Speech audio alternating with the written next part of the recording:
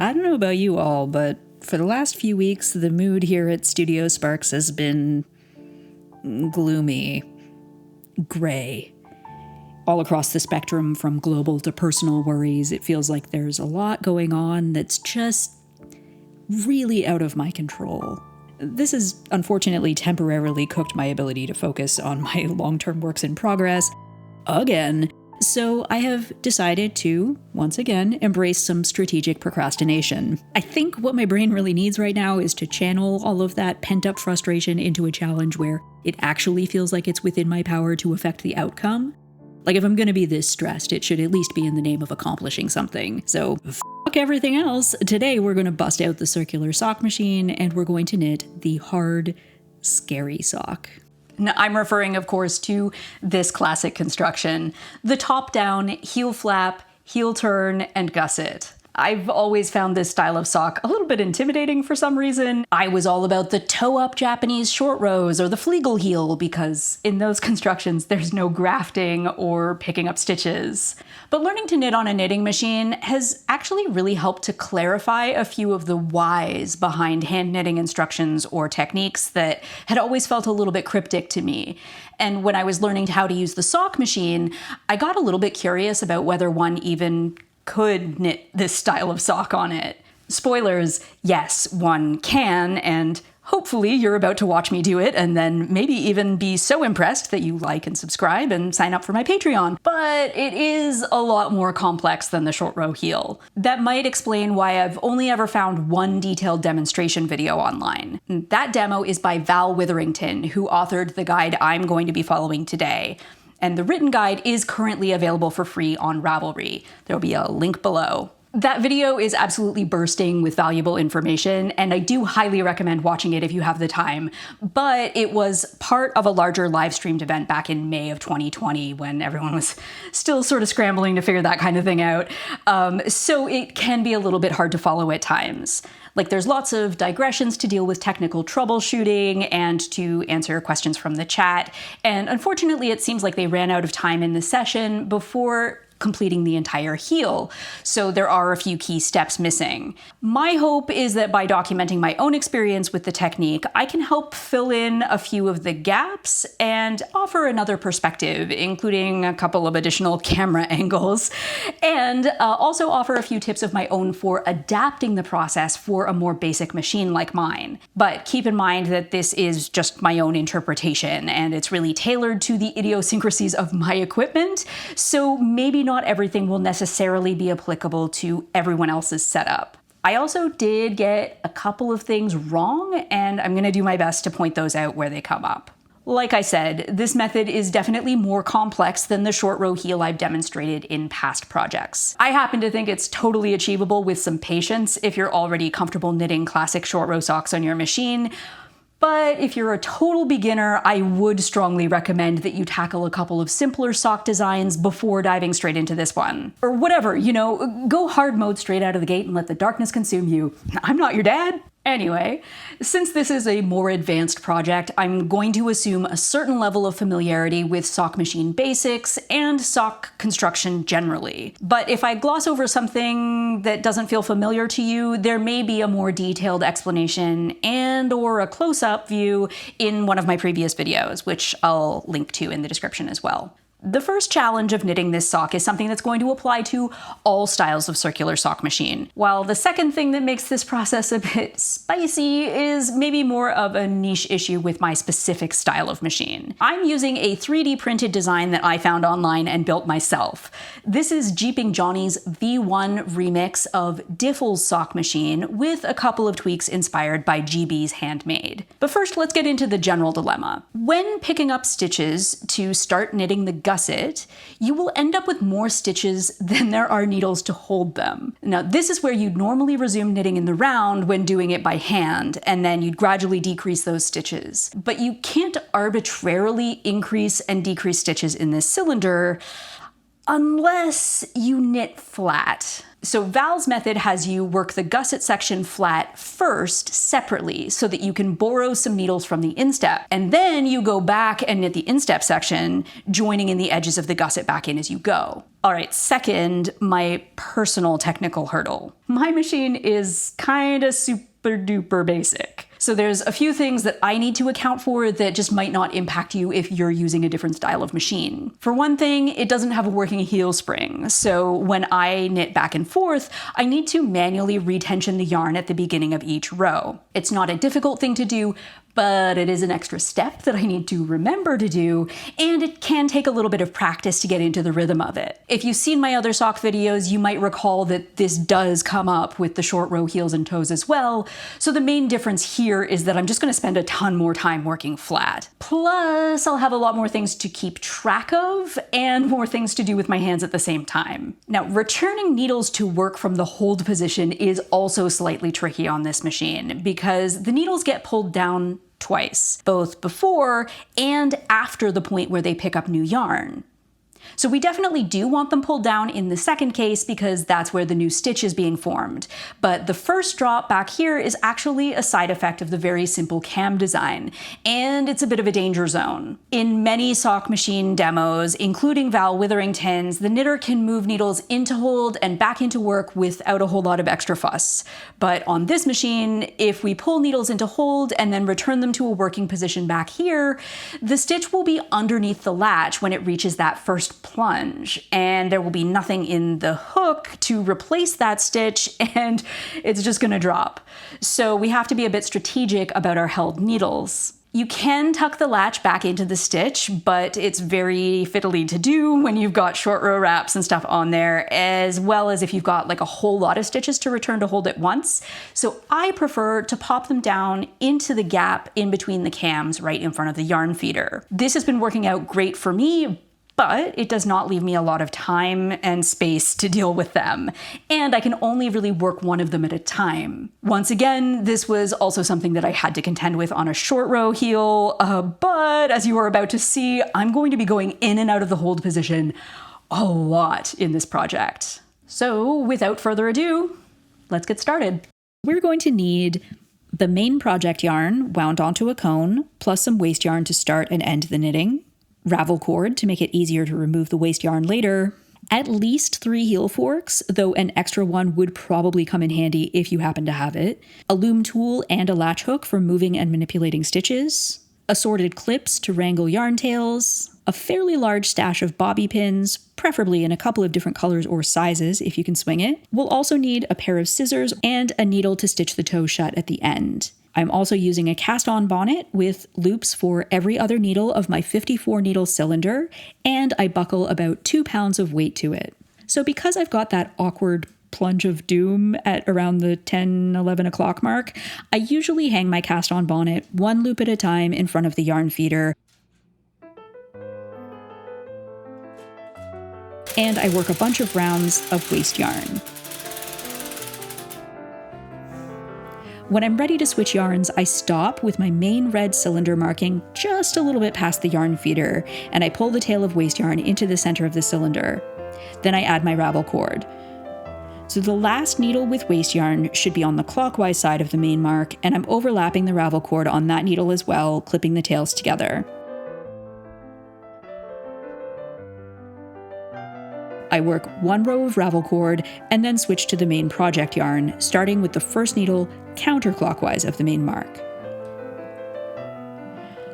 I reset my row counter to 0 and work 1 or 2 rows, and then, this is just a personal preference, but I like to mark a few stitches to make it easier to hang the hem later. So when the red mark reaches about 9 o'clock, I find the bump I'll eventually need to pick up below each of the cylinder markings, and I hang a bobby pin on it, and then I finish the round and do the same on the other half of the cylinder.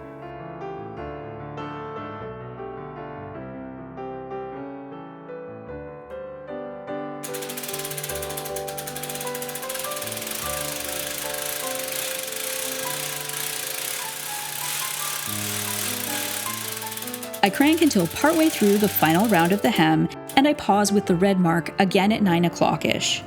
I pull off my weights and fish out those bobby pins to begin hanging the hem on the half of the cylinder closest to me, starting with the marks and filling in the stitches in between them. Then I add my weight back, loosen the left tension knob since my machine usually jams on these doubled stitches, crank the other half of the round, and repeat hanging on the second side. Then I reset my row counter and crank the rest of the leg, pausing when the red mark reaches 9 o'clock to set up the next section just before finishing the final round. So with the red main mark at 9 o'clock and the black halfway mark at 3 o'clock now, I'm lifting all the needles on that bottom half of the cylinder closest to me into the hold position. Just like a short row heel, this section will eventually become the instep, which sits on the top side of the foot. But we do have a few heel sections to work first. So with those needles out of work, I crank the rest of the round so that the black mark is now at 9 o'clock and the red mark is at 3. All of these needles are going to be my heel stitches. So far, this is the exact same setup as for a short row heel. I am about to start working flat back and forth, so I need to remember to make sure the left tension is set correctly to match the right one. Earlier on, I had loosened it completely to make the rehung hem stitches easier to knit off. Gotta tighten it down now. I'll be working the heel flap in a pattern often known as heel stitch. Hold the first needle of every row, which will create a slip stitch selvage. Every other row will have a hold one, knit one pattern, and the rows in between will knit all stitches except for that first selvage stitch. The last stitch of every row should always knit though, regardless of the pattern. You don't want to slip and then have to slip again right away on the next row. Since I'm using a 54 needle cylinder, I have an odd number of stitches in the heel flap, 27. So that means I do need to break my pattern on those hold one, knit one rows. For the first row, as I'm setting up, I'm not going to raise that last needle on the first row. And later on, I do need to make sure that I always return it to work and knit that final stitch if it was still up in hold from slipping the first stitch of the previous row. This is also a great place to reset the row counter.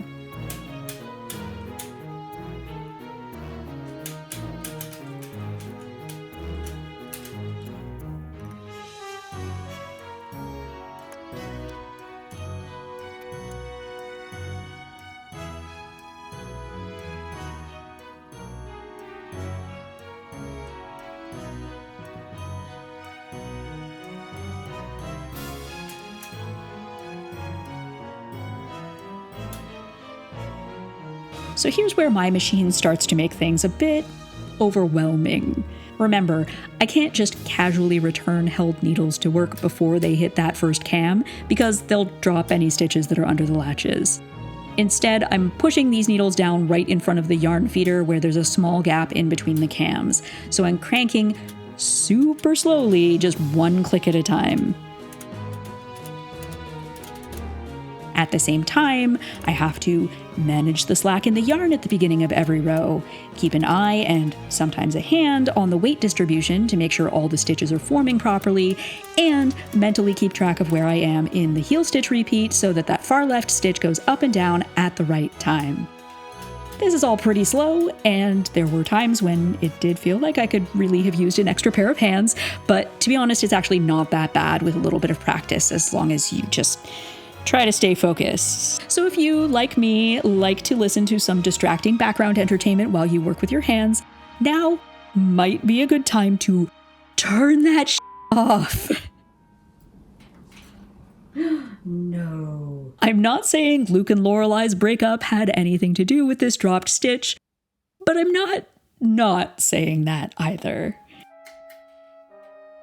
Dropping a stitch in this section initially did feel a bit scary because it turned out it's in a column with the heel stitch repeat, so it's not as straightforward as just latching up a regular drop stitch column. There was a fair bit of fumbling around with the first few stitches as I tried to work out where the heel stitch pattern actually starts, and my hands were in the way for all of that, but I did eventually sort it out. I'm working only one stitch at a time here. It's admittedly not the most efficient way to do this, but I felt like it gave me a lot better control if I only had to deal with a couple of the ladder rungs at a time. So for each stitch I relatch, I'm skipping one strand and pulling the top strand through to make the new stitch to match the original hold one row, knit the next row pattern.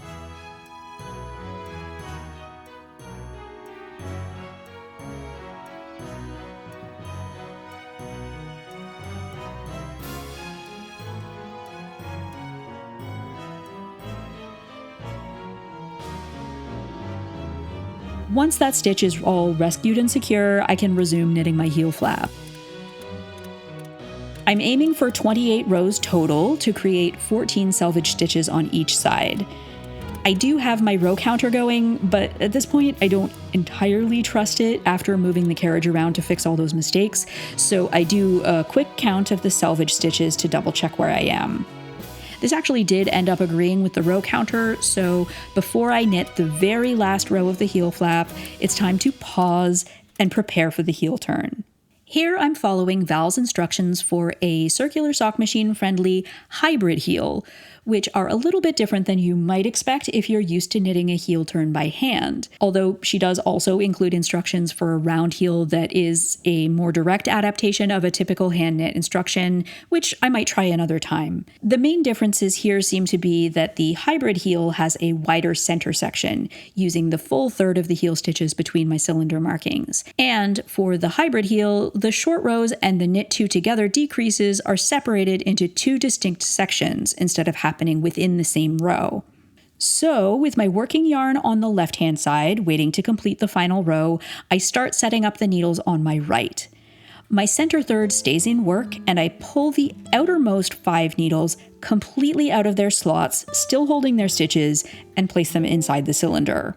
The first couple of times I tried this, I was pretty nervous about losing those stitches, so I actually transferred them to bobby pins first, which does also work. But either way you go, you want to make sure those needles are out of the slots. The remaining needles in that section go into hold.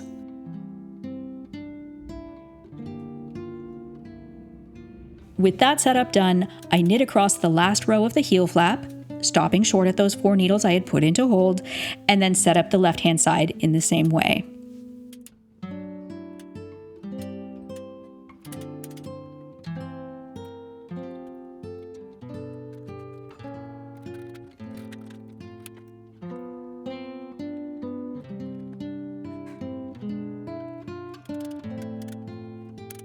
For this first part of the heel turn, I'm short rowing out by wrapping the first held needle on the working yarn side and returning it to work.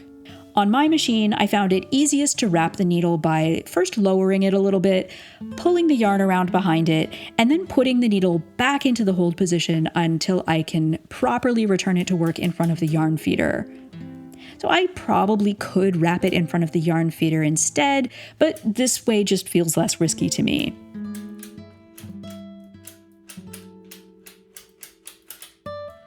I repeat this pattern back and forth until all the held needles on both sides have been returned to work.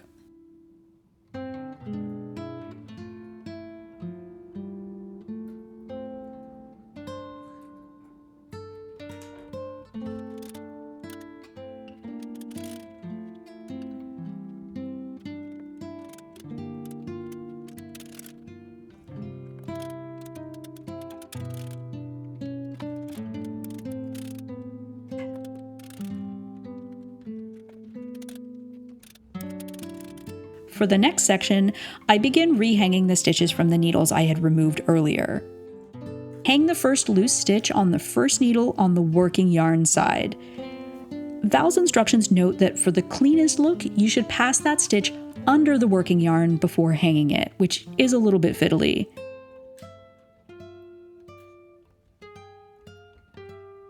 Now there are 2 stitches on one needle, and they will knit together. My machine absolutely hates pulling more than a single stitch under that first cam, and I know it'll just jam up if I leave it like this, so I'm raising that needle up temporarily, but I don't actually want to hold or slip this stitch.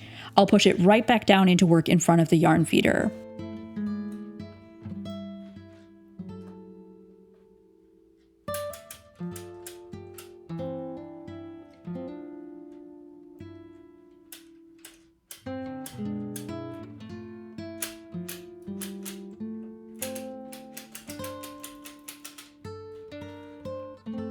I'm sorry if this next part sounds painfully obvious to experienced knitters, but when you're grabbing these loose stitches out of the cylinder to rehang, make sure to take your time and pay close attention to avoid a couple of potential hazards that have tripped me up in the past. First, try to avoid twisting the stitches as you pop them on the needles. It's not the end of the world if it happens, like your sock isn't going to disintegrate, but you may be able to see or feel the difference in texture. Second, make sure you rehang the stitches in the original order. If you jumble them up, you'll end up with like a weird little pleat or a cable twist type situation that'll probably be a bit of a deal breaker for the wearability of the sock.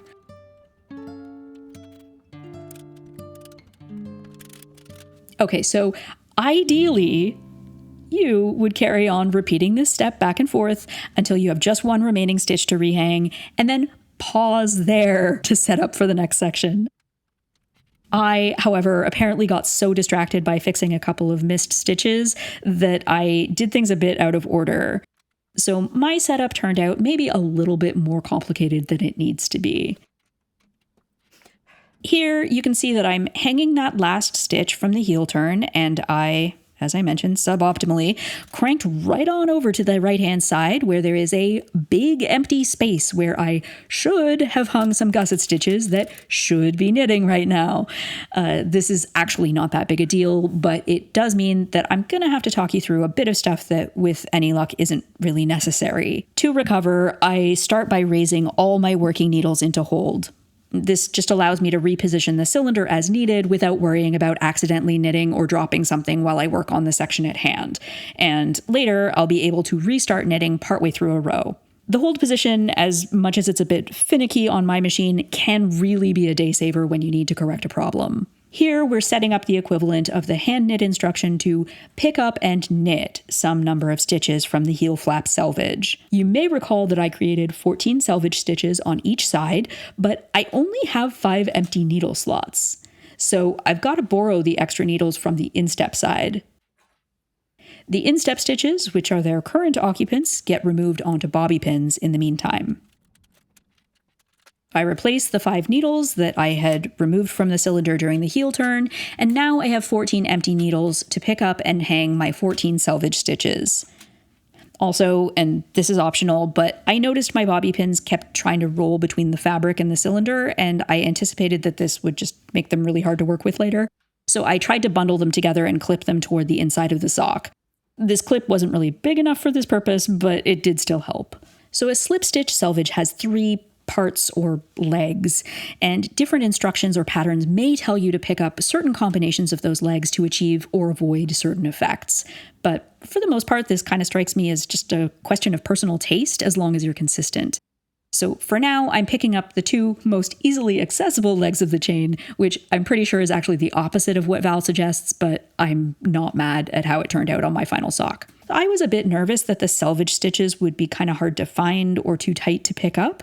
But in my case, they were actually pleasantly easy to see and to count and to hang, with only the endmost stitches being like just a little bit trickier to tease out. So quick note here, because I'm working with an odd number of stitches in my heel flap, both of my selvages came out looking pretty even. But if you have an even number of stitches in your heel flap, you might find that the left side looks a little bit different. Roxanne Richardson has a great video on why this happens and how you might be able to mitigate it. The video is intended for hand knitters, but the underlying technical details might still be helpful here.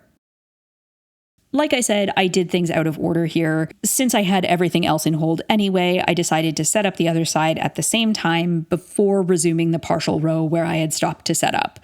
Normally, I would do it in the following order. Set up the right side, hang the last heel turn stitch, knit across, set up the left side, and then carry on knitting the gusset.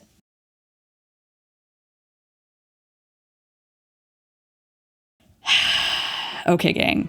Trying to edit this section of the footage was like watching a horror movie where you're yelling like, "No, don't go down there," while the characters obliviously bumble towards certain but completely avoidable doom. This entire chapter is rife with completely obvious mistakes that I kept making over and over and then having to correct or accommodate. So I'm sorry, it is just not the most straightforward demonstration of what was actually supposed to happen in this section. On paper, knitting the gusset is just not actually that complicated. All you have to do is hold the first needle of each row until you've short rowed all the way back to the halfway marks. This is both conceptually and technically much simpler than the heel flap and heel turn. But here's the catch. The gusset, at least in the beginning, actively uses most of the needles available in the cylinder, leaving only this tiny little 1/6 wedge out of work. And when you knit flat panels back and forth on a circular machine, you do need to account for a certain amount of room to turn around where there are no active needles. Specifically, the final stitch of each row isn't really secure until it's fully cleared the cam and popped back up, which on my machine is about 1/4 of the needles away from the yarn feeder. So if the other edge of your panel wraps almost all the way back around the cylinder like it does here, you gotta do something to create some extra room to reverse. Aha, you might say, because of course you're very clever.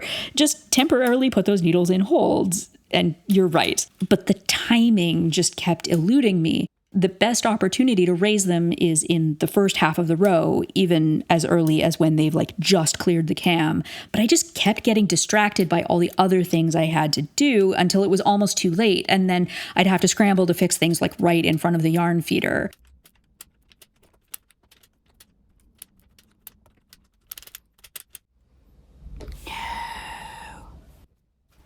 Oh yeah, and with everything else going on, don't forget to check on your weights and redistribute them as things get wider and narrower. The other complication with this is that we also have to put needles into hold to do the short rows, so we have to keep track of which raised needles are just temporarily on hold to keep them out of the way versus which ones are permanently on hold for the short rows. I ended up trying to use some colorful stitch markers to signal which needle held the last short row decrease on each side, but the ones I had were really bulky and they kind of got in the way. Plus, at one point, I forgot to move the marker and my short rows got lopsided, so I had to unknit back a few rows and redo my work. I think next time I might just use some little loops of contrasting scrap yarn or something instead, which would be a bit lower profile and easier to keep track of.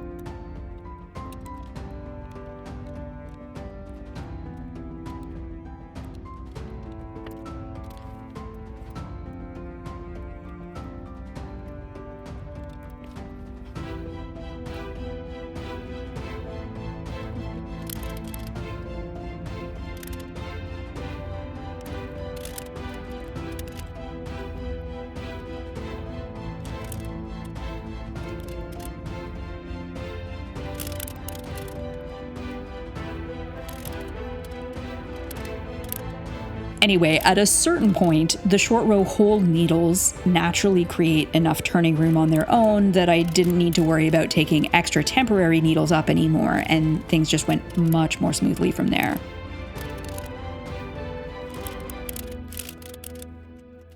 Now that I'm finally done knitting the gusset, it's time to return the instep stitches to their rightful homes. To make that room, I'm transferring all the held gusset stitches onto bobby pins. So each of these actually has a wrap on them as well as the original stitch because of the short row technique that I used. I'm not actually really sure if it's technically a wrap in this case. It looks a little bit more like the double stitch that you'd get with a German short row. But either way, I'm trying to capture it on the bobby pin exactly how it sits on the needle right now. So I'm really making sure to get in there with my pointy tool to grab the entire thing and open it up. I'm honestly not 100% sure if treating it like a real short row is necessary or desirable in this case, since they're destined for the equivalent of just an ordinary left or right leaning decrease. But this is the way I've done it before, and it seems acceptable at least. At this point, I was several painstaking hours in, and I just didn't really feel like gambling on whether or not I'd get weird holes if I experimented with this section. Someday I will fuck around with it and report back, though. Where was I? Right. After removing the extra gusset stitches, the instep stitches can go back on.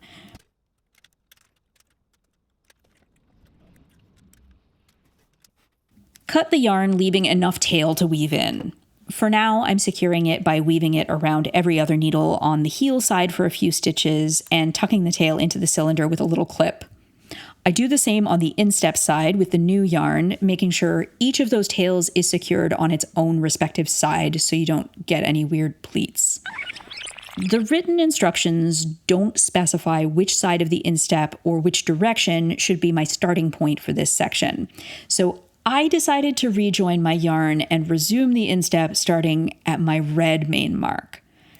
With hindsight and most of an afternoon's worth of charting, I believe I decided poorly. I ended up with a small gap on one side of the finished gusset, and I had to do some funny business to make sure I was cranking the right direction when I resumed knitting in the round. So next time I am going to start at the halfway mark. Logically, I do think that makes more sense because back at the start of the heel section, I stopped with the red mark at 9 o'clock and I put this whole section in hold. But if instead of immediately moving on to the heel, I had started knitting the instep first, I'd be reversing direction and the needle at the black mark would actually be the first stitch of that next row. So I don't know if I actually explained that super clearly. Hopefully the animation helps, but the upshot is you may not want to exactly mimic how I start and end this section if you're using this video as a reference for your own project. Much like the second part of the heel turn, I'm hanging one gusset stitch on the first needle of each row to create a decrease. All of the same tips apply here. Pass the bobby pin under the strand of working yarn, try to avoid twisting the stitches, and most of all, be aware of keeping your stitches in the right order as you rehang them. In fact, here is a great close-up shot of me not doing that because I was so focused on the camera and not on the knitting.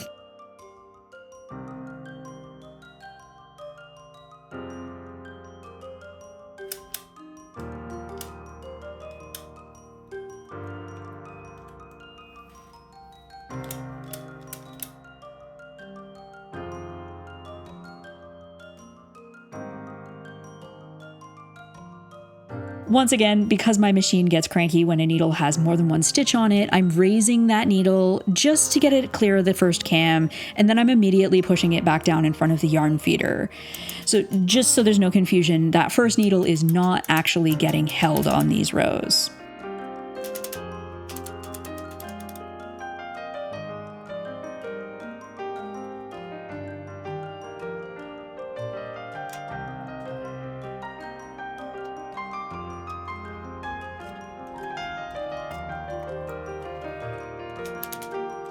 As I run out of stitches to rejoin, I'll begin working in the round again.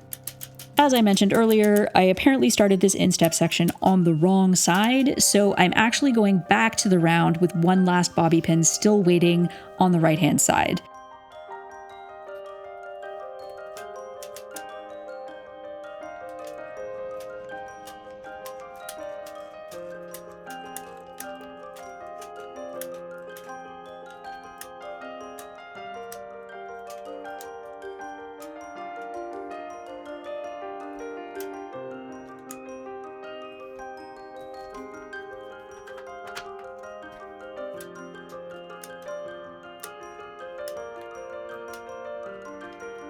I go ahead and pick that up partway through the next round instead of working it as the first stitch of a flat row. If I had started at the other mark, I really shouldn't have needed to do this.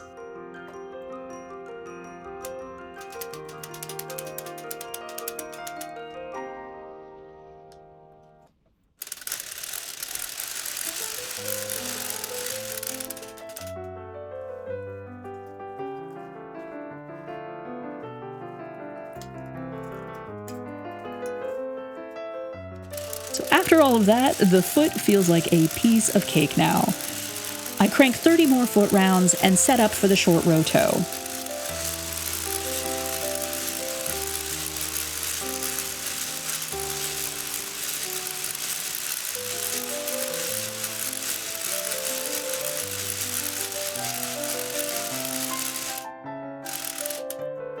With the main red mark on my left and the black halfway mark on my right, I pause and lift all the instep needles into hold, and then continue cranking to finish the back half of the round.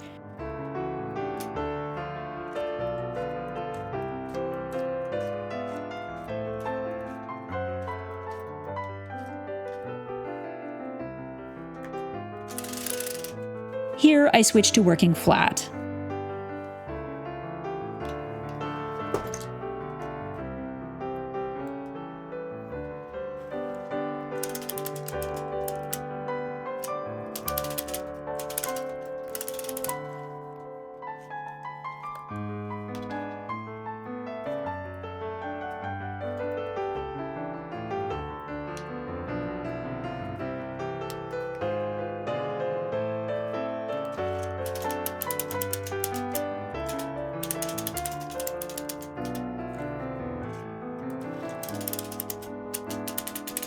So I short row inwards by lifting the first needle of every row, that's the one with the working yarn attached, until I reach the yellow mark on the right-hand side.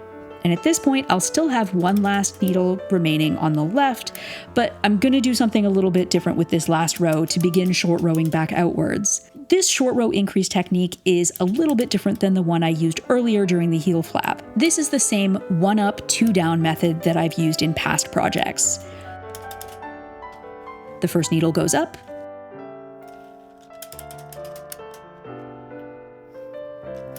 the last 2 needles go down.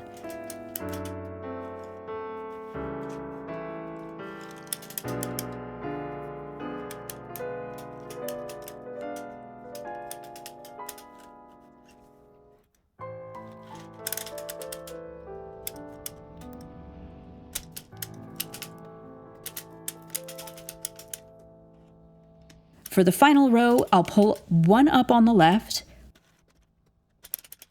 push the last remaining needle down on the right, and then immediately switch to waste yarn and continue cranking in the round for several rows, returning all the held needles to work as I go. I like to mark that corner stitch from the final 1 up needle with a bobby pin before I take everything off the machine, just to make it easier to see when I go to graft the toe later.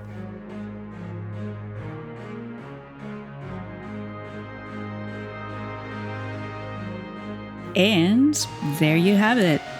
That sock wasn't so scary after all. And this project may not have solved all my problems, but it did help me feel a little bit sunnier. I hope the video helped brighten your day as well, and if you did find it educational, inspirational, or just entertaining, maybe consider subscribing to see what I get up to next. Until next time, stay curious.